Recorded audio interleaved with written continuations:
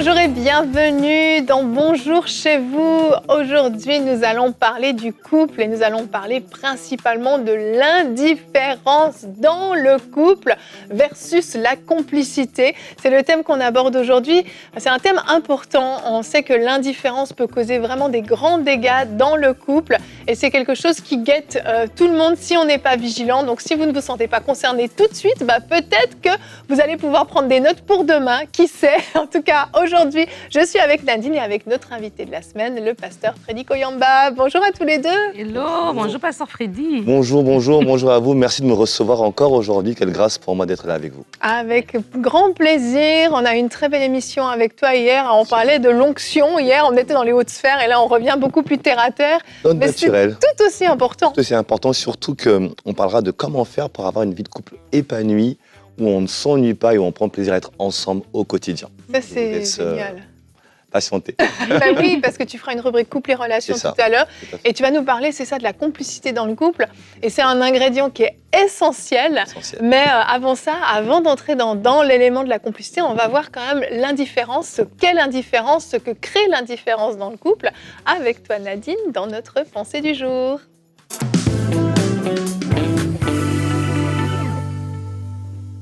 Comme Evelyne l'a dit dans son introduction, c'est vrai que l'indifférence nous guette et on peut se dire non, moi je ne tomberai pas dans l'indifférence, mais ça peut venir de façon très très sournoise. C'est pour ça que c'est important d'être alerte et de ne pas minimiser cela. Il y a un écrivain qui a dit quelque chose de très très important, en tout cas qui m'a interpellée. Il a dit le contraire de l'amour, ce n'est pas la haine, c'est l'indifférence. Et vraiment dans le couple, on peut se retrouver qu'au début, il y avait les papillons dans le ventre, il y avait les étoiles dans les yeux, voilà, on avait toutes ces émotions qui nous accompagnaient. Et à un moment donné, la routine s'installe, les années avancent, et sans faire attention, on peut se retrouver qu'on tombe dans l'indifférence. Des fois, en tant que couple, on pense plus à l'infidélité, on fait attention par rapport à ça, on fait attention par rapport à ces choses-là, nous oublions que l'indifférence aussi est un danger. Et peut-être que votre couple ne sera pas affecté par l'infidélité, mais par contre, l'indifférence, c'est quelque chose qui peut arriver à tout le monde. Et lorsqu'on tombe dans une routine, ça arrive, parce qu'on a les enfants, on a la maison, on a le travail, tout ça, les charges et la vie de tous les jours, une routine peut s'installer. Mais le fait que la routine s'installe ne veut pas dire qu'on doit pour autant tomber dans l'indifférence. Parce que la routine va s'installer, les années vont passer, on va passer du temps ensemble et cette proximité, ce quotidien-là, doit normalement nous amener à grandir dans notre intimité.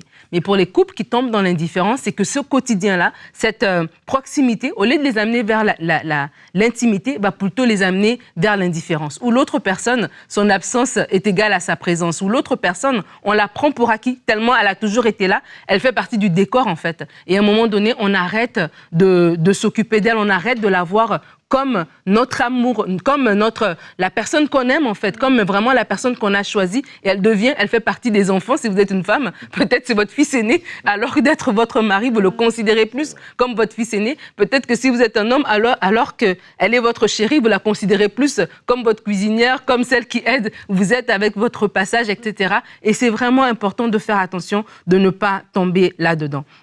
On peut tomber dans l'indifférence pour plusieurs raisons. Je vais vous en partager 3. La première, parce qu'on n'a pas grandi de manière émotionnelle, en fait. On n'a pas grandi dans notre intimité émotionnelle. On a peut-être eu une intimité physique, gloire à Dieu, mais du côté émotionnel, on n'a pas grandi et du coup, on ne se partage pas les choses. Et au bout d'un moment, on devient tout simplement deux colocataires. On devient des gens qui payent des factures, on devient des gens qui s'occupent des enfants, on devient des gens comme ça qui partagent le quotidien et il n'y a plus d'intimité émotionnelle. La deuxième raison, c'est parce qu'on ne sait pas pardonner. On n'a pas réglé des conflits. On a enterré des conflits. À un moment donné, la pensée que l'autre ne changera jamais s'est installée en nous. Et du coup, on n'écoute plus en fait. On se dit, il ne changera jamais, elle ne changera jamais. Et on tombe dans l'indifférence. Pour se protéger, peut-être, dans notre cœur, on érige comme ça des murs qui fait que du coup, on ne reçoit plus. On pensait se protéger, mais ces murs-là, au lieu de nous protéger, nous ont rendus insensibles, indifférents à ce que l'autre personne en face peut penser ou peut dire.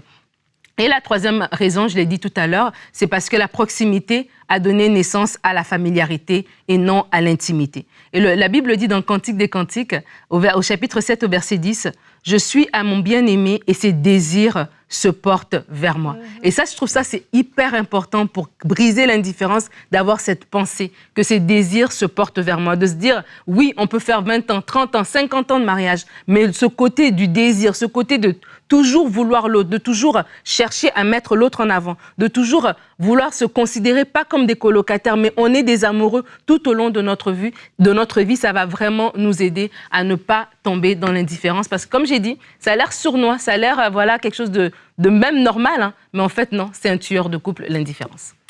Merci Nadine, c'est un sujet super important et c'est très sournois. Et pour revenir à ce que tu disais par rapport à la haine versus l'indifférence, la haine, elle va généralement arriver un peu du jour au lendemain. Il y a un événement, il y a quelque chose qui se passe et on tombe dans la haine.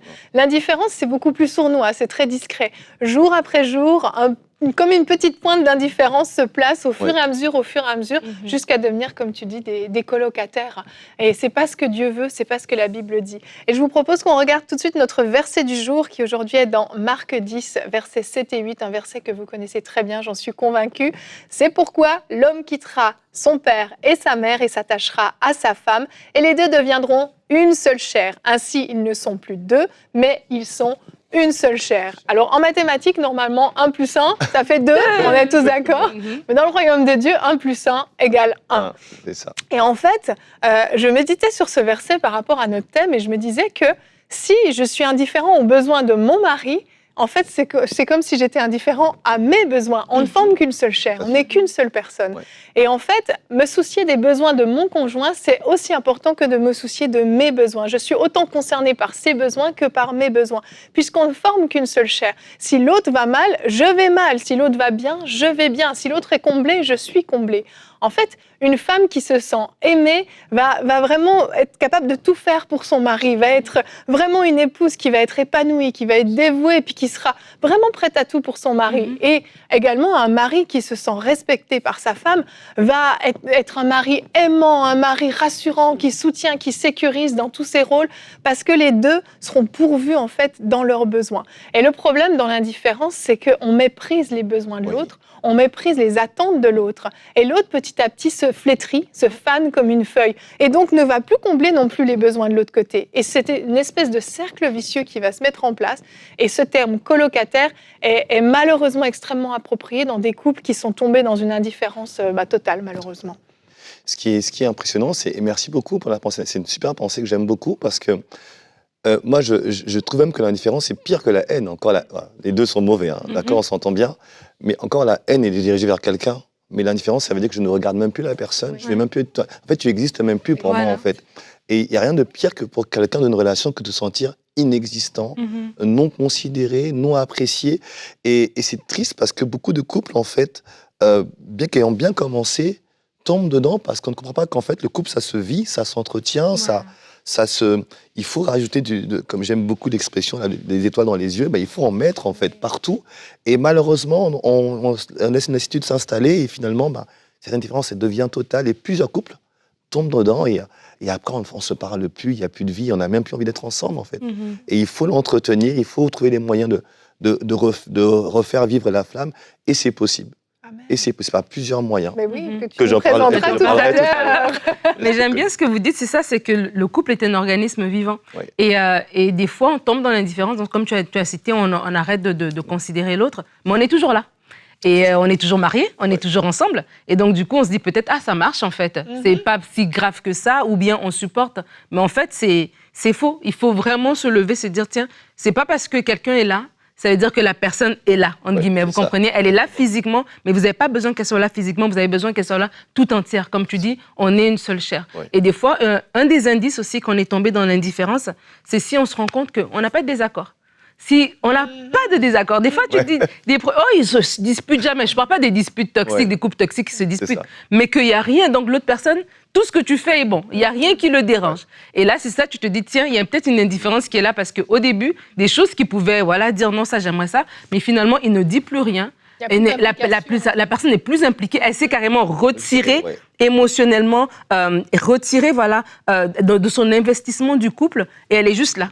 Et elle est comme je sais pas, comme un de statue là. Un fleur dans la maison. Oui, et que tout passe et puis bon, il y a rien qui la touche en fait. Et comme vous dites, c'est nocif, ça fait du mal de se dire tiens, la personne, elle ne réagit pas en fait. Et une des choses aussi, j'aimerais vraiment inviter les gens, parce que je parlais de la routine tout à l'heure, et avec les années, des fois on peut oublier la priorité qu'on doit donner à notre couple. Oui. Et c'est vrai que quand, par exemple, on a des enfants en bas âge, pour ceux qui ont des enfants, les enfants vont nous prendre. Quand on a du travail, des fois, au début, on est en train de se rechercher, on est un jeune couple, on doit acheter une maison, on doit s'établir financièrement, et des fois, on est absorbé par toutes ces choses-là. Peut-être on est dans le ministère, etc. Et on peut arriver comme ça. On est bien intentionné. On n'a pas l'intention d'être indifférent vers notre époux ou notre épouse, mais on met d'autres choses qui deviennent plus importantes que lui, et on tombe dans un mode où on est des frères et sœurs.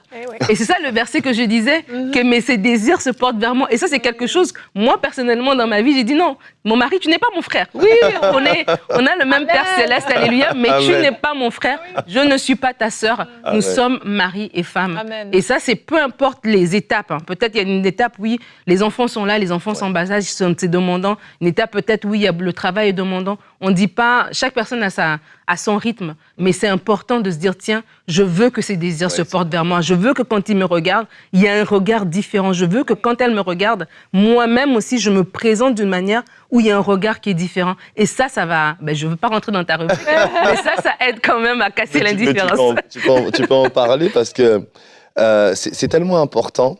Tout à l'heure, j'ai beaucoup aimé ce que tu as dit quand tu dis il n'y a pas de dispute. Et ça trompe tellement de personnes de se dire... mais on s'entend à merveille. Mais oui, mais qu'est-ce qu'on fait ensemble en réalité ? La beauté du couple, c'est de faire des choses ensemble. Deux valent mieux qu'un. Si deux se mettent en accord, tout est possible en fait. Et on voit ça, l'indifférence ne se mesure pas à l'absence de dispute, mais l'indifférence se mesure à qu'est-ce qu'on fait ensemble, qu'est-ce qu'on accomplit ensemble, qu'est-ce qu'on partage ensemble, qu'est-ce qu'on a réalisé ensemble. Et on se rend compte qu'il y a des couples, en fait, on a réalisé des enfants, ok, on a réalisé peut-être des carrières personnelles superbes, mais qu'avons-nous fait ensemble ? Et là, on se rend compte qu'en fait, on peut être... Et là c'est tellement dur à entendre des colocataires. Ouais. On partage nos factures, on fait ça ensemble, on paye les factures, ça c'est sûr, le loyer, etc. Mais il n'y a plus rien qu'on fait ensemble. Or, la force du couple, et j'en parlerai tout à l'heure, dans quelques instants, c'est de faire des choses ensemble. Parce qu'on n'est pas ensemble juste pour être ensemble, il y a des choses à faire ensemble. Et il faut que cette indifférence-là soit brisée afin de retrouver ce désir d'être ensemble. J'aime beaucoup ce verset que son regard se porte sur moi. Ça me met des papillons dans les yeux. Il faut que je fasse en sorte que le regard de ma femme se porte sur moi à chaque fois. Et ça, c'est essentiel. Et quand chacun est investi pour que l'autre ait un regard favorable sur lui, il n'y a aucun moyen, il n'y a pas de possibilité d'être dans une indifférence totale parce qu'on va toujours faire attention à qu'est-ce qui plaît à l'autre, de quoi il a besoin, qu'est-ce que je peux lui apporter. Et là, on va se combler mutuellement. Amen, amen. Et pour vous aider peut-être à identifier si vous êtes dans cette catégorie, j'ai des petites questions à vous poser et je vous laisse faire une introspection. Quand vous vous couchez le soir avec votre conjoint, votre conjointe, est-ce que vous vous prenez dans les bras ? Est-ce que vous vous parlez ? Est-ce que vous faites au moins un bisou ? Est-ce qu'il y a un contact physique ? Il y a quelque chose ou c'est juste chacun de son côté, bonne nuit ? Et puis ça s'arrête là. Est-ce que pendant vos repas, même si vous avez peut-être 6 enfants autour de la table, est-ce que vous arrivez à avoir un contact visuel, une conversation, ne serait-ce que juste comment a été ta journée, comment vas-tu aujourd'hui ?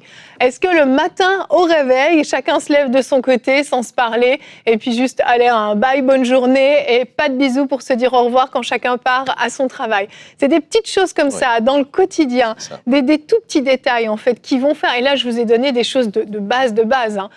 On verra qu'il y a des choses à mettre beaucoup plus. Mais déjà là, si vous êtes reconnus dans les 3 choses que je vous ai posées, comme dans les 3 questions que je vous ai posées, eh bien, c'est que l'indifférence s'est peut-être déjà installée chez vous. Et alléluia, il y a des choses à faire. Il n'est pas trop tard si vous êtes reconnus dans tout ce qu'on a partagé. Et on va voir avec le pasteur Freddy comment on peut justement développer la complicité dans le couple dans la rubrique Couple et relations.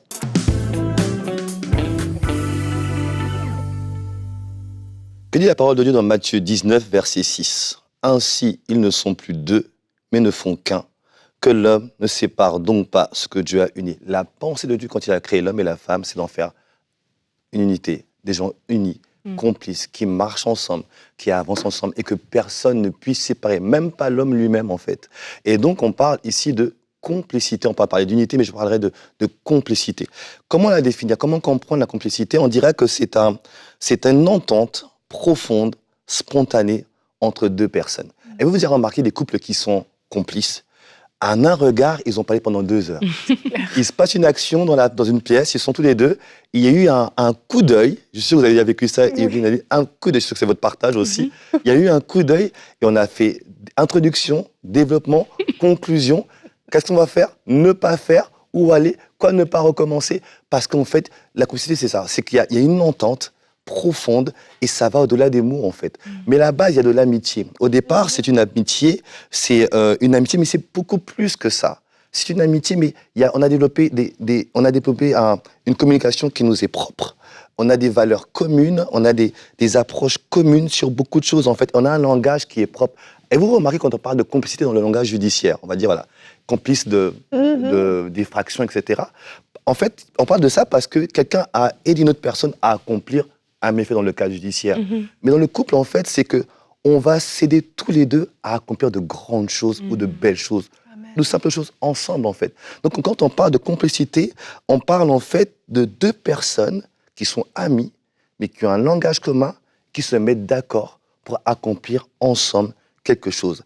Et en fait, quand je parle de complicité, je parle de reconnaissance. Saviez-vous que dans le couple, le plus grand besoin, l'attente la plus importante, je dirais ça, au-delà de l'amour, c'est avant tout, dans une relation, je parle d'une relation normale, c'est la reconnaissance. S'il n'y a pas de reconnaissance, la relation sera forcément conflictuelle. La reconnaissance, c'est quoi? C'est que chacun d'entre nous, une relation, qu'elle soit amicale, amoureuse, professionnelle, a besoin d'être reconnu. Quoi? Comme étant une personne distincte, avec des points de vue distincts, avec des intentions distinctes et des intérêts également distincts. Et une personne qui n'est pas reconnue dans une relation est une personne qui ne vivra pas la relation ou qui mènera forcément à des conflits. Et donc, dans ce fait, la complicité est indispensable à développer. Et quand vous la développez, ce qui se passe, c'est fait que chacun se sent reconnu. Parce que pour être complice avec quelqu'un, il faut le connaître, il faut apprendre à apprendre ce qu'il aime, ce qu'il apprécie, comment il évolue, comment il... Et je suis sûr que ça arrive à plusieurs personnes autour de vous.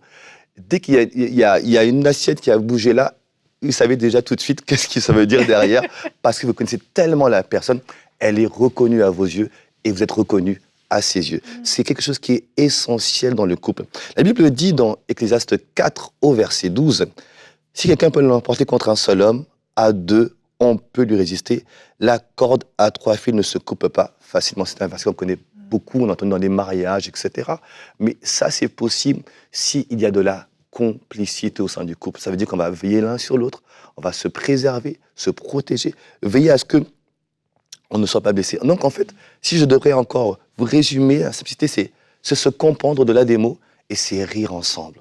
Et c'est être heureux ensemble. Les personnes complices passent du temps à rire ensemble, à sourire ensemble. Et on est heureux d'être ensemble. Quand vous êtes dans votre conjoint, quand vous êtes complice avec votre conjoint, vous avez un seul désir, c'est que vous passez du temps à parler au téléphone. Je ne sais pas si vous êtes comme moi, on se sépare le matin, mais j'appelle dans la voiture, à la pause on s'appelle, en rentrant on s'appelle, et le soir on se parle encore, mais parce que c'est ça la complicité, et c'est la beauté d'un couple. Quand on a ça, en fait, on prend plaisir à être ensemble. Alors la question qu'on peut se poser maintenant, c'est comment je fais quand ça n'a pas été fait au départ? Parce que ce que je n'ai pas dit juste avant, c'est que ça doit se construire dès la jeunesse. Vous voyez, ce qui est dommage aujourd'hui, c'est que dans le monde, les couples se construisent par l'intimité. Donc on devient des amants, et après on devient un couple. Et malheureusement, on a les mauvaises bases, on n'est pas forcément amis. Et dans l'église, parfois c'est pire, parce que dans l'église, j'ai beaucoup aimé ce que disait Nadine tout à l'heure, mon mari, tu n'es pas mon frère, mais tu es mon mari. Parce que dans l'église aujourd'hui, on est frères et sœurs en Christ, on n'est pas forcément amis. On est frères et sœurs en Christ, on a prié, j'ai prié pour elle, j'ai prié, ici tu as prié, par la grâce de Dieu. On a prié, c'est la bonne personne, je vais l'épouser parce que je veux faire les choses dans les règles, etc. C'est très bien, mais on n'est pas devenus amis. Donc il y a beaucoup de couples chrétiens. On s'est mariés parce qu'on craignait Dieu, on aimait Dieu, mais en fait on ne vit rien ensemble parce qu'en fait on s'est marié sur le fait que tu es la réponse de Dieu, mais même si tu es la réponse de Dieu, tu dois apprendre à bâtir l'amitié. On doit apprendre à devenir amis avant de former le couple. Pour un couple soit complice, il faut que l'amitié ait été créée, parce que sinon, vous allez vivre ensemble, il y aura les enfants, le travail, mais dès qu'il n'y aura plus ceci, on ne saura plus quoi faire, plus quoi dire. Vous devez être amis. Avant d'aller plus loin, soyez des amis. La Bible dit dans Proverbe 17, verset 17, « L'ami aime en tout temps, dans le malheur, il se montre un frère. » Soyez des bons amis, c'est quoi? Aimez-vous en tout temps. En tout temps, ça veut dire pas en toute saison, ça veut dire en toutes circonstances. Bonne, favorable, eh ben je t'aime, je ne te rejette pas. Et quand on apprend à développer cette amitié-là, c'est excellent pour le couple. Qu'est-ce qu'on fait avant? Quand on est dans cette phase d'approche et de construction, ben, l'ami, qu'est-ce qu'il se fait? On est bienveillant et désintéressé. Je te veux ton bien sans attendre quoi que ce soit en retour de ta part. Un ami, qu'est-ce qu'il fait en sorte? Il souhaite votre réussite et se réjouit de votre réussite. Une chose qui est excellente dans la complicité, c'est qu'on se réjouit de la réussite de l'autre. Sa réussite et ma réussite. Dans le couple, il n'y a aucune jalousie parce que si tu réussis, alors je réussis. Pourquoi? Je suis ton complice. Quand tu marches, c'est que derrière, je t'ai appuyé. Si je marche, tu vas m'appuyer derrière. Et c'est ça qui est beau. Mais ça se construit dans l'amitié avant de former le couple ou en même temps qu'on le forme le couple. Et surtout, un ami vous défend en votre absence. C'est ça ce qu'un ami. Alors, on doit être amis. Et vous allez peut-être me dire, mais pasteur, ben, je n'ai pas compris ça en fait. Parce que moi, ben, on s'est mis ensemble, on aimait le Seigneur, on s'est mariés, on n'a pas construit l'amitié en fait. J'ai envie de vous dire, c'est pas trop tard. Par la grâce de Dieu, ce n'est pas trop tard. Il est possible de rattraper ce qui n'a pas été fait. Comment faire quand dans la jeunesse on n'a pas bâti ça? Ben, c'est pas trop tard. Je vous donnerai, allez, 5 clés, si vous voulez bien, 5 clés, et même peut-être une 6e si vous êtes sympathique avec moi, je vous donnerai une 6e clé. La première clé que je vous dirais d'abord, vous devez en avoir envie. À tes résolutions répondra le succès. Ça veut dire que tu dois en avoir envie. Tu dois comprendre que c'est vital pour ton couple, mais je dirais même plus loin, pour ta destinée, c'est vital. Il faut que tu en aies envie, il faut que vous en ayez envie, il faut que ça soit une motivation chez vous, parce que ça se construit dans la durée. Ça va prendre du temps, pas une fois, pas un jour, ça ne sera pas un bonjour chéri un soir ou un restaurant que... Non. C'est du temps, du travail, mais il faut en avoir envie et ça en vaut la peine. Deuxième clé, je dirais, il faut développer la communication. Alors, quand on parle de communication, c'est pas juste parler. Non, s'il vous plaît, ce n'est pas ça. Communiquer, il y a 3 éléments de la communication. Il y a l'émission, il y a le traitement, il y a d'abord la réception, je dirais, le traitement et l'émission. Vous allez voir que Nadine, Yveline, tout le monde est différent, mais on reçoit tous de trois canaux différents. Soit on est auditif, soit on est visuel, soit on est sensitif. Et vous devez savoir comment votre conjoint, quel est son canal majeur de réception. Et quand vous avez trouvé le canal majeur de votre conjoint, bah, vous le bombardez. Bah, s'il est visuel, bah, vous le bombardez de visuel. S'il est auditif, bah, si c'est votre épouse, les femmes sont généralement auditives. Alors les mots doux, dès le matin, t'es mon soleil de ma journée, voilà, tout ça, voilà, vous savez faire, vous le ferez très bien. Ensuite, il y a la phase de traitement. Et ça, on doit faire attention, en fait, parce que le traitement, on traite de manière différente. Certains sont analytiques, ça veut dire qu'ils ont analysé tout ce que vous dites et examiné au point par point. D'autres sont analogiques, ça veut dire quoi? Ça veut dire que tout ce que tu me dis, je l'associe à une expérience passée, quelque chose que je connais, que j'ai appris. Et d'autres sont dans les émotions. Alors, vous devez faire attention quand vous parlez à votre conjoint, quand vous voulez faire passer un message, savoir quel est son mode de traitement favori. Et après, il y a l'émission. Dedans, il y a le verbal, il y a le non-verbal et il y a l'implicatif. Ça veut dire que vous associez les personnes avec. Ce que je veux vous dire, c'est que votre conjoint n'est pas vous. Vous devez savoir comment il fonctionne, comment il entend, comment il traite. Et quand vous allez commencer à travailler ainsi, votre communication sera excellente, elle sera parfaite. Il n'y aura pas d'anicroche, en fait, et ça va couler. Et en fait, on va continuer à bâtir parce que complicité dit aussi communication, mais à un niveau plus. Et vous devez aller par là-bas. Je vous dirai encore en 3e clé, vous devez avoir des projets communs. N'oubliez pas une chose. La parole de Dieu nous dit dans un livre de la Genèse qu'il n'était pas bon que l'homme soit seul. Dans la pensée de Dieu, donc quand Dieu crée le mariage, au départ, c'est parce que Adam est seul, il doit faire un travail. Parce que si on parle de aide, c'est qu'il y a un travail. C'est pas d'aide, pas de travail. Donc, il dit, je vais lui faire une aide qui soit son semblable. Ça veut dire que le mariage, c'est pas pour les enfants, mais c'est d'abord pour avoir une aide. Et pourquoi faire l'œuvre de Dieu. Vous voulez bâtir la complicité? Faites des œuvres ensemble pour le Seigneur. Et c'est ce qui manque dans beaucoup de couples, en fait. On vit pour soi, mais non, Dieu vous a mis ensemble. Quand Dieu a permis que vous soyez ensemble, il y a une œuvre à bâtir. Vous êtes l'aide de votre... C'est un aide vous êtes l'aide, la femme est l'aide de son conjoint, mais le mari aussi est l'aide, parce qu'il doit propulser sa femme dans son couloir. Et si les deux comprennent ce rôle-là, ils vont commencer à faire l'œuvre de Dieu ensemble, et bien qu'est-ce qui va se passer? On va commencer à construire.